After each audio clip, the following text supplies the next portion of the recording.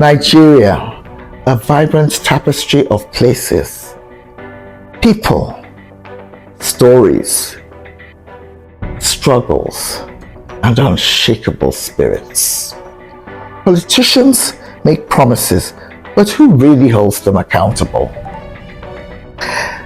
I'm Donny Kubara, and this isn't just about politics. This is about us. This is where we confront the hard truths that few say publicly. Hello everyone. Welcome to Nigeria Unfiltered. Well, today I want to talk about people in the Nigerian society who take oaths to protect and enlighten the general public or certain segments of the society, and then promptly break those oaths the minute they actually start to do the job they've been recruited to do. I mean people like judges. I mean people like police officers, army officers. I mean people like politicians, even pastors. So they take these, they swear that they're going to do X, Y, and Z, and then do the complete opposite. And another thing that I've observed is that there's a lot of prayer in this country.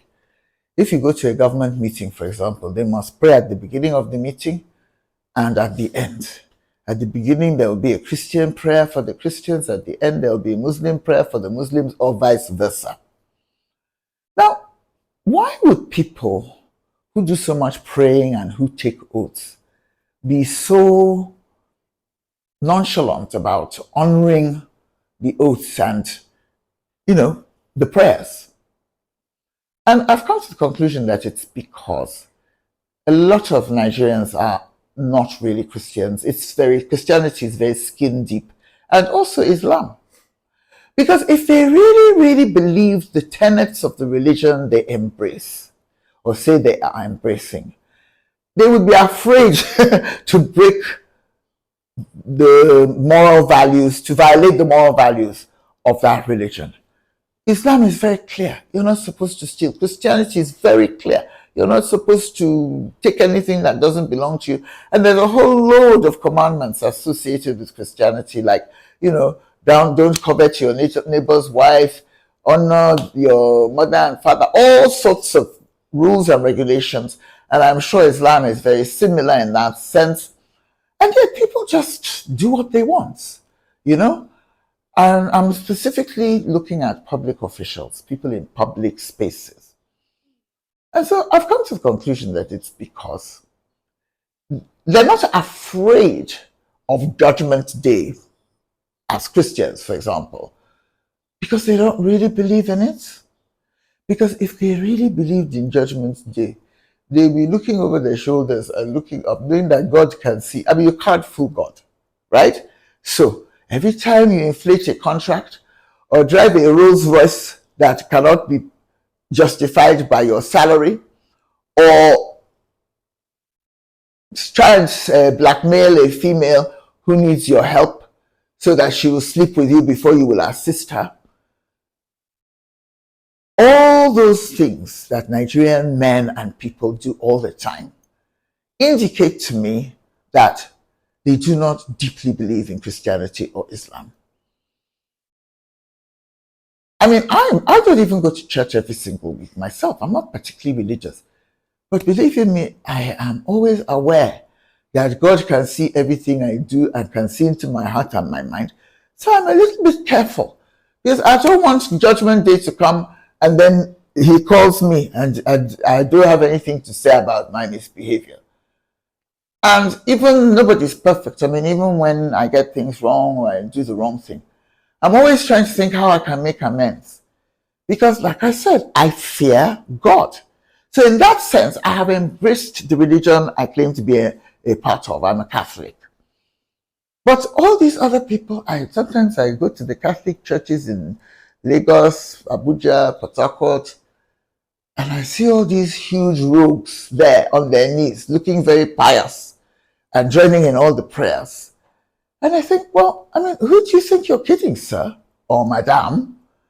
I mean, you're not even kidding we, ordinary mortals who are here in the church with you.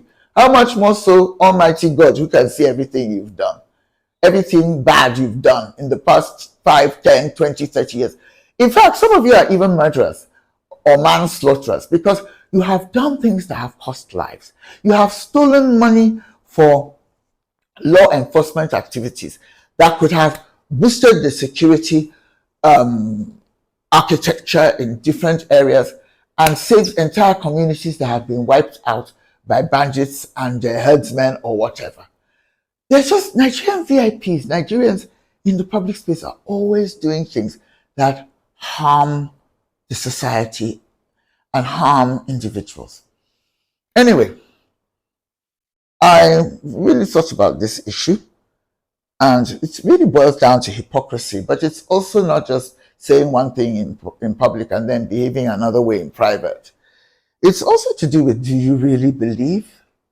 Honestly, Mr. Minister, Mr. Governor, as you've stolen 10 billion this month, do you really believe that you've done something wrong and that you will be punished for it by an entity that is higher than all of us here? You shouldn't even be as worried about going to prison as you should be about the judgment of our Maker. That's my own position on this issue. Because, I mean, you know, hardly anyone goes to prison here anyway, but even if the legal system worked and every time and corrupt people went to prison, that shouldn't even be their main worry. If they claim to be religious, their main worry should be the prison, or should I say the prison called hell, which we are told is where we will spend the rest of eternity once we're dead if we misbehave without any firm purpose of amendment or any desire to change or attempt to be better people. Anyway, I made a few little notes here. And I said, you know, like all those judges who go and betray us and sell election results to the highest bidder. I don't think they really believe all those oaths that they take in court or the oaths they take when they are sworn in as judges. I'll tell you something very interesting, which has led me to a conclusion I'll tell you about in a minute. During the Ogoni crisis, where I come from in River State, there was this huge, terrible internal, like almost internal warfare. And 4 Ogoni chieftains, including my uncles, in fact, I count all of them as uncles, though only one of them was technically my uncle, but you know, they were all family friends, highly respected members of the community. They were murdered by Ken Saro-Wiwa's supporters. Those ones are claiming that it was the Nigerian army that killed them. I don't believe their story, but I guess that's another talk for another day. In fact, if you go back to Nigeria Unfiltered from a few weeks ago, you will see where I talked about the Ogoni crisis and the whole Ken Saro-Wiwa drama. But okay, that's not even the point. The point is that the chieftains were killed, and so were a lot of regular Ogoni people who were on their side in this factional conflict. And the interesting thing is that the day of the massacre, those who ran into Juju shrines, the killers were afraid to enter. But those who ran into churches were dragged out and assassinated. What does that tell you? It tells you that Nigerians are more afraid of Juju than they are of Jesus. At least where I come from.